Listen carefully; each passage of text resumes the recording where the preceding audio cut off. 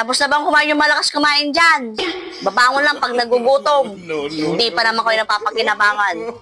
Paupo-upo lang kayo pagkatapos kumain at aalis na naman.